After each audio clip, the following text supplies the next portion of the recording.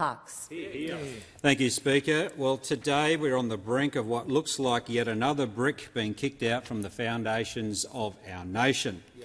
Australians know that anyone can front the camera ahead of an election and make promises. Over the last few years, we've heard promises like this: $275 off your power bill, protecting the rights of those who have worked all of their life by not scrapping negative gearing, not increasing capital gains tax, no health cuts.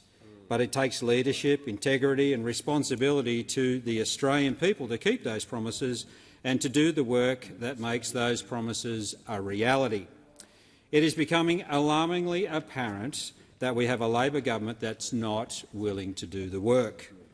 Just last week, the government announced the Inland Rail would not go ahead north of Parkes. As the member for Parkes, I am aware of what this means to Australia, and I'm acutely aware of what it means to the electorate of Parkes. Speaker, businesses, organisations, families have been planning around this landmark project for many years. This is not a new project. There has already been significant money spent on this freight route between Melbourne and Brisbane.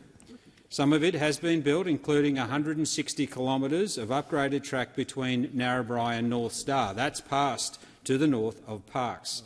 Now, this is a rail line to nowhere.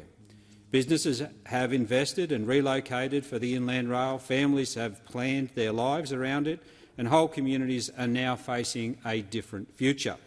This project is critical to the growth of our nation. It would take hundreds of thousands of trucks off the road every single year. It would cut emissions, build jobs and ensure that we have the capacity to increase productivity. Have you heard that word? Productivity and population and economy. I'll now quote from the ALP website. The Albanese government continues to deliver the infrastructure, skills, jobs and services that will stimulate regional economies and build thriving communities.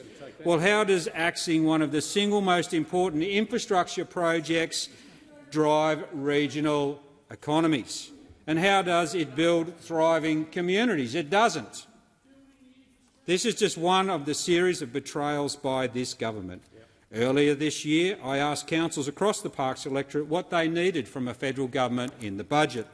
Councils, the very organisations that provide so many essential services to Australians, are experiencing severe financial stress.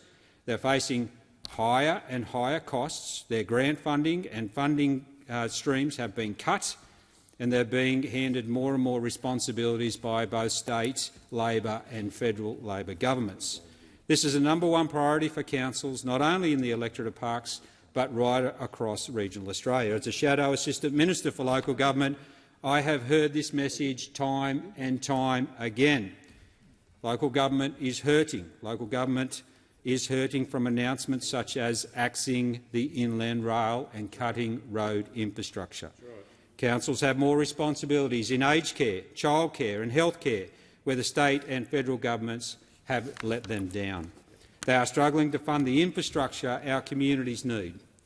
Where is the money to help them with the facilities Australians use every day for water security, community halls, emergency airstrips, libraries, public pools and roads? They ask, but they're not being heard by this government. They ask, but they're being ignored by this Labor government. This is from a government that claims it's putting regional Australia at the centre of its plans for prosperity and resilient future. Government's promises to local government ahead of the 2022 election are being broken. There is no respect, no trust, just broken promises. Cut by cut, brick by brick, this government is bringing down the foundations of regional Australia. That has been built by hard work over many generations. Cut by cut, brick by brick, this government is cutting the legs out from under the people who have made our country. In the past year alone, we have seen their rights and their services undermined. Changes to water law, devastating cuts to the NDIS, a rapidly rising cost of living, a lack of planning or even recognition of the fuel crisis, backward slide in telecommunications and hasty changes to the gun laws without any consultation. These are just some of the ways in which Labor government is targeting regional Australians through 1,000 cuts. And tonight's budget you can bet your bottom dollar there'll be another 1,000 more.